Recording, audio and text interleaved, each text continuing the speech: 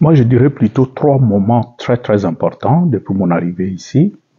C'est le premier moment, c'était le funérailles du pape François que nous avons vécu avec beaucoup d'émotion. Ce grand pape, c'est lui aussi qui a fait la visite chez nous au Congo. Nous gardons de lui tous ses souvenirs. Le deuxième moment, c'est ce qu'on appelle le pré-conclave avec les congrégations, qui a quand même duré plus qu'une semaine, je dirais 10 jours. Et le troisième moment, c'est le conclave proprement dit. Donc je crois que chaque moment a été vécu d'une manière particulière. Autant le funérail du pape François, ça s'est fait dans la douleur, dans la tristesse. Le deuxième moment, qui est le moment de pré-conclave, et qui se caractérise par les congrégations, c'est-à-dire la réunion de tous les cardinaux, électeurs et non électeurs, a été un moment de réflexion, d'analyse, de regard critique sur la réalité de notre Église au point où nous en sommes, en faisant aussi des projections dans l'avenir. Et c'est l'ensemble de tout ça qui constitue une matière qui nous permet de définir le profil de celui que nous voulons sur le siège de Pierre pour nous aider à conduire l'Église. Donc, les congrégations, c'est-à-dire le deuxième moment, préparent immédiatement le conclave. De telle sorte que, en allant au conclave, que je considère comme le troisième moment de mon séjour ici, les choses se sont passées relativement bien, parce que nous étions préparés. L'impression générale, vous avez vu, quand les cardinaux sont sortis, c'est une joie.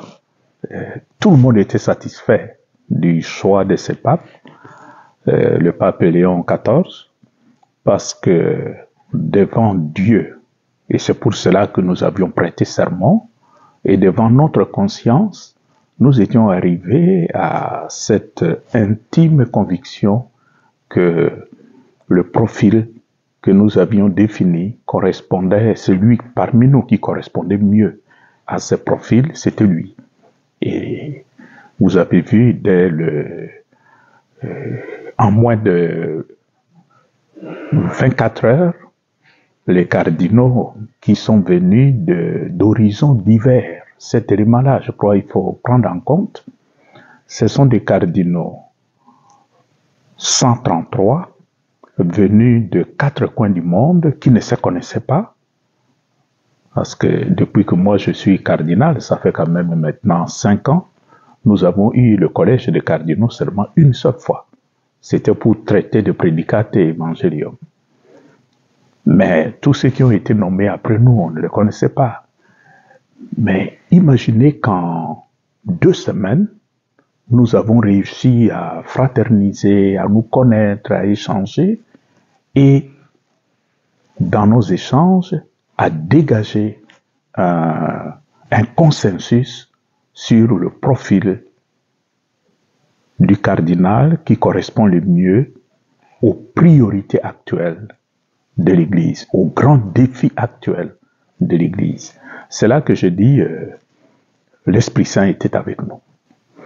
En fait, il y a un écart entre ce qu'on entend dans le média, dans la presse.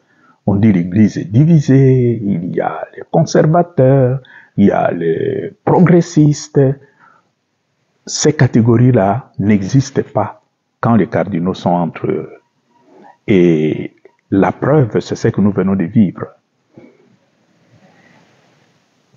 Les cardinaux, qui représentent quand même l'ensemble de l'Église universelle, ont fait preuve d'une compréhension beaucoup plus approfondie de ce qu'est la nature réelle de l'Église. Et l'Église, pour nous, ce n'est pas une idéologie, comme on entend parfois le média raconter, mais c'est plutôt l'attachement à une personne. Et cette personne s'appelle Jésus-Christ. Et c'est la question fondamentale qu'il avait posée à Simon. M'aimes-tu? M'aimes-tu? Il s'agit d'aimer cet homme. Et de par le monde, tous les hommes, toutes les femmes qui aiment Jésus se reconnaissent comme des frères. Le point commun entre nous, c'est cet amour de Jésus. Et ce ne sont pas les idéologies comme on essaye de raconter, mais c'est cet amour vrai, cet amour qui transforme notre nature de l'intérieur et qui nous met sur le chemin. Le pape François l'avait très bien dit, hein, notre monde aujourd'hui se caractérise par ce que lui a appelé la troisième guerre mondiale, mais en petits morceaux. C'est ça la réalité de notre monde. Il y a des conflits, il y a des tensions un peu partout. Nous avions voulu, en tant que collège des cardinaux, un nouveau pape qui continue un peu sur le chemin du pape François à rappeler la conscience de l'humanité, que nous sommes tous des frères, fratelli tutti, comme lui a écrit, et que ça ne sert à rien de passer l'essentiel de notre temps à nous quereller, à nous battre, à nous entretuer, alors que nous sommes tous des frères et sœurs. Nous pensons que le nouveau pape qui vient d'être élu fraîchement, le pape Léon XIV, est dans cette ligne là-bas.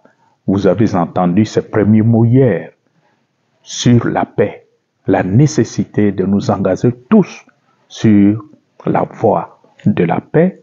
Et la paix n'est pas une donnée naturelle. Nous devons travailler pour la construction de la paix. Ce n'est pas une donnée qui nous tombe comme ça sur la tête, mais nous devons travailler. Ça demande de notre part la volonté et aussi la meilleure disposition intérieure de vouloir du bien aux autres. Et je crois que le nouveau pape nous aidera sur ce point-là. Je l'ai dit particulièrement parce que sa culture, comme vous le savez, c'est quelqu'un qui il est la synthèse de ce qu'on peut appeler le monde entier. Il est de grands-parents, l'un venu de France, l'autre d'Italie, si je ne me trompe pas, et lui-même est américain, il a vécu au Pérou, il a été supérieur général de sa congrégation, l'ordre de Saint-Augustin, Ossa, mais il a été général. En tant que supérieur général, il a sillonné le monde. Il a visité l'Afrique, il a visité le Congo. Il y a encore de belles images de lui qui circulent sur le réseau quand il était venu chez nous et tout ça. Donc, ça fait de lui un produit fini de ce que nous pouvons appeler aujourd'hui un citoyen du monde. Et là, je crois que ça lui donne un avantage réel pour regarder le conflit qui traverse le monde d'aujourd'hui avec un certain recul et trouver aussi le langage nécessaire à aller vers les belligérants et les exhorter à se réconcilier. Nous attendons que le pape lui-même nous explique, parce qu'il n'a pas encore expliqué, mais je peux quand même penser qu'en choisissant ce nom, il y a d'abord la référence au pape Léon XIII, qui est le premier pape à avoir écrit la première encyclique sociale, Rerum Novarum. Et Rerum Novarum traite justement des problèmes de société. Le nouveau pape, dans ses premiers mots hier, il n'a pas parlé d'abord de questions spirituelles ou de dévotion, etc., mais la paix. La paix. Un peu comme le Jésus ressuscité. Après sa résurrection, le premier mot qu'il adresse à ses disciples, après leur trahison, c'était « La paix soit avec vous ». Moi, je crois qu'il y a un lien réel avec le pape Léon XIII. Mais il y a aussi un autre élément qui me fait penser qu'il y a aussi connexion entre le pape actuel et son prédécesseur direct, François. Nous savons, il est élu comme successeur de Pierre, pas successeur de François. Mais chronologiquement, il est le successeur de François. Théologiquement, il est le successeur de Pierre. Mais il y a une corrélation entre lui et son prédécesseur chronologique. Parce que le pape François, tout jésuite qu'il était, il avait choisi le nom de François d'Assise. Mais François d'Assise, quand il a commencé son, comme on avait appelé, son aventure, que personne ne prenait au sérieux au début, qu'il a appelé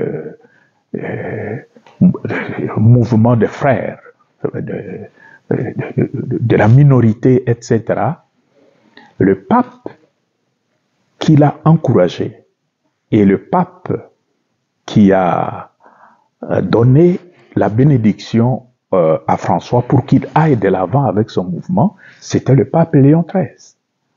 Donc c'était le pape Léon, un autre Léon, pas XIII, mais un autre Léon. Donc ça signifie quand même qu'il y a quelque chose à voir avec François et avec Léon XIII. L'Afrique est aujourd'hui caractérisée par la misère de son peuple. Quand je regarde la réalité de l'Afrique, il y a quelques rares pays qui s'en tirent un peu bien, mais globalement, beaucoup de pays africains sont en difficulté. Et à l'origine de ces difficultés que nous vivons en Afrique, il y a le vivre ensemble qui fait problème. Non pas seulement entre nous, Africains, mais aussi avec ceux qui viennent, les puissances extérieures qui viennent chez nous. Et le pape François, avec le processus de synodalité, nous a déjà indiqué le chemin. La plupart de nos conflits en Afrique, les guerres telles que nous vivons actuellement, au Soudan, les deux Soudans, Soudan du Nord, Soudan du Sud, le Soudan tout court et le Soudan du Sud, que nous vivons à l'est de notre pays, la République démocratique du Congo, avec qui nous met en conflit avec le Rwanda, le rôle de l'Ouganda, l'intervention du Burundi, etc. Ça crée la confusion à l'est et c'est la population qui en souffre. Or, en revenant à la notion même de la synodalité, c'est mais nous pouvons nous regarder autrement, nous pouvons travailler autrement, nous pouvons nous tenir main dans la main et avancer ensemble dans l'intérêt de tout le monde. Moi, je crois pour nous, au niveau de l'Afrique, il serait important que le nouveau pape aille de l'avant avec le processus synodal qui peut être pour nous vraiment un tremplin pour résoudre la plupart de nos conflits en Afrique. Ça, c'est une chose. Je vois aussi, c'est un homme qui est très sensible sur les questions financières. Et ici, au niveau du Saint-Siège, il est dans beaucoup de commissions qui traitent des finances du Saint-Siège.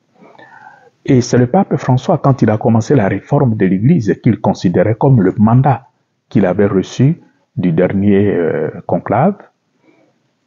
Il a commencé d'abord par la réforme des finances du Saint-Siège. Ça signifie que dans un diocèse, dans une congrégation, dans une paroisse, si nous ne prenons pas au sérieux la question de la gestion matérielle, la dimension économico-financière de notre apostolat, mais nous risquons de nous retrouver demain en difficulté. Même Jésus-Christ, tout fils de Dieu qu'il était, mais il avait une base économique pour le groupe des apôtres et ça fonctionnait bien. Et cette caisse était confiée à un bon économe qui ne voulait pas qu'on dépense inutilement les choses pour de futilités. C'était Judas. Donc, nous aussi, dans nos diocèses, nous avons besoin de ça. Notre souhait, ce serait que le nouveau pape, en partant des réformes qui ont été entreprises ici au Saint-Siège, puisse aussi nous encourager dans nos diocèses, encourager les congrégations à mettre de l'ordre sur ce plan-là. Parce que la crédibilité de l'Église, moi je le vois, je le sens au niveau de mon pays. et à travers le continent africain, nous ne serons jamais crédibles si nous ne sommes pas aussi transparents et vrais dans la gestion économico-financière. Quand le pape Léon XIV a accepté la charge, comment est-ce que vous êtes senti? Vous avez des sentiments de pitié ou des prières? On voulait un peu savoir. Bon, là, ça ne relève pas de ce qu'on peut appeler le secret du consistoire. Mais je crois du point de vue humain, on a vu chez certains des larmes couler. Parce que nous voyons la gravité de la charge et puis le pauvre homme qui est là. N'importe qui parmi nous se serait senti complètement écrasé par le poids de la charge. Et on a même un peu douté, est-ce qu'il va accepter, est-ce qu'il va dire oui, est-ce qu'il va pas dire non, est-ce qu'il va dire non? Mais bon, le Seigneur, comme nous le disons aussi, quand le Seigneur donne la charge, il donne aussi la grâce nécessaire pour continuer à porter. Et je crois que c'est ça qui l'a encouragé à dire, j'accepte. Est-ce que sa nationalité américaine n'a pas posé problème aux cardinaux? Au niveau des cardinaux, pas du tout. D'ailleurs, c'est même après l'élection que certains ont su qu'il était américain, qu'il était péruvien. Mais quand nous étions dans la salle, la question de nationalité, ça ne se posait pas. Et puis, vous l'avez connu quand même, hein, les temps de congrégation générale, vous avez eu le temps de vous connaître, de vous côtoyer, peut-être vous les connaissez même avant. Quelle est la qualité que vous admirez plus chez lui? Ben, je l'ai connu quand il était préfet du dicaster pour les évêques. Hein. Et très souvent, comme vous le savez, je suis membre du C9, le Conseil des 9 cardinaux. Nous avions par an 5 rencontres avec le pape François programmées. Il y a eu aussi des moments où on venait même entre les deux réunions. Donc, ça m'a donné l'occasion de connaître la plupart des cardinaux qui travaillent ici dans le dicaster, y compris le cardinal Francis Robert Provest. Et je crois que c'est quelqu'un qui a été largement préparé, tel que je le connais. C'est un homme qui sait gérer des situations difficiles, mais toujours dans la paix. Parce que le dicaster qui lui a été confié pour les évêques, c'est pas un dicaster facile. Hein? Parfois, le choix des évêques, comme vous voyez parfois chez nous au Congo, ça crée parfois des problèmes, des tensions. Mais lui, il a toujours su manœuvrer pour qu'il n'y ait pas trop de tensions, de telle sorte que les nominations étaient toujours plus ou moins acceptées. Donc, c'est un homme capable de décision, mais après avoir écouté suffisamment, après avoir mûri et prié, il prend des décisions. Je crois que c'est une qualité qui va beaucoup aider. Voilà, le monde attend beaucoup du pape, surtout le monde catholique, mais qu'est-ce que le pape peut attendre des fidèles catholiques? Ben, c'est d'abord la prière. Sans prière, je crois que c'est impossible pour le successeur de Pierre de faire quoi que ce soit. Nous devons prier pour le pape.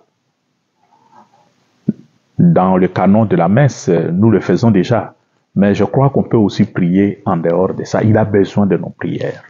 Mais aussi, le pape a besoin, de la part de tous les fidèles, une adhésion à ses choix pastoraux. Quand le pape, en tant que successeur de Pierre, après avoir écouté tout le monde, élève une option pour l'Église, il est capital pour le bon fonctionnement de l'Église que nous adhérions de bonne foi, de bon cœur à ces décisions. Votre mot de fin, si vous avez quelque chose à ajouter en lien avec l'élection, en lien avec les nouveaux papes, en lien avec l'accueil en Afrique et particulièrement dans votre pays, la République démocratique du Congo. Mais c'est d'abord l'amusement. Quand j'ai reçu des messages, j'ai vu sur le réseau comment certains faisaient des commentaires par rapport à l'élection du nouveau pape. Il y a un peu cette tendance à appliquer la logique du siècle sur le système de l'élection du successeur de Pierre. Il y en a qui disaient que le cardinal est parmi les candidats, il est sélectionné parmi les 10 premiers, et ça ne fonctionne pas comme ça. Il n'y a pas de candidat. Tout cardinal peut être élu. Tout prêtre peut être élu. Alors, quand je vois un peu ces réactions, et je suis un peu triste de noter que certains ont même fait des commentaires en disant « Bon, nous sommes un peu tristes parce que ce n'est pas ce que nous avions souhaité. » Bon, humainement parlant, je peux comprendre. Mais je crois que nous devons surmonter ces considérations purement humaines.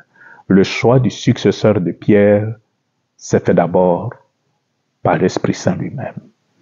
Et les cardinaux, quand ils se réunissent, il n'y a personne qui réfléchit en termes de continent, en termes d'appartenance à un groupe, en termes de couleur de la peau, mais nous voyons plutôt la gravité de la mission et notre devoir en tant que cardinaux à trouver la personne qui soit vraiment à la mesure de ces enjeux-là. Donc, je demanderai tout simplement à tout le monde d'accueillir le nouveau pape Léon XIV comme nous avons toujours accueilli le pape. Nous, en Afrique, nous n'avons pas de tradition par rapport à une attitude vis-à-vis du pape comme on a connu en Occident au Moyen-Âge. Mais continuez comme ça. Développer cette attitude d'accueil, mais un accueil franc, sincère, enthousiaste vis-à-vis du nouveau pape qui est venu et qui connaît déjà notre réalité en Afrique. Priez pour lui, parce que la mission n'est pas facile. Hein? Quand on voit aujourd'hui gouverner l'Église catholique, il n'y a aucun État au monde qui arrive aux chevilles de l'Église catholique. Chaque État, c'est un territoire bien délimité et le chef d'État s'occupe de ce petit territoire-là. Or, le pasteur universel, le successeur de Pierre, il doit toujours manœuvrer pour répondre aux attentes de plus d'1 milliard de catholiques de par le monde, chacun avec ses traditions, ses goûts, ses préférences, arriver à trouver un équilibre.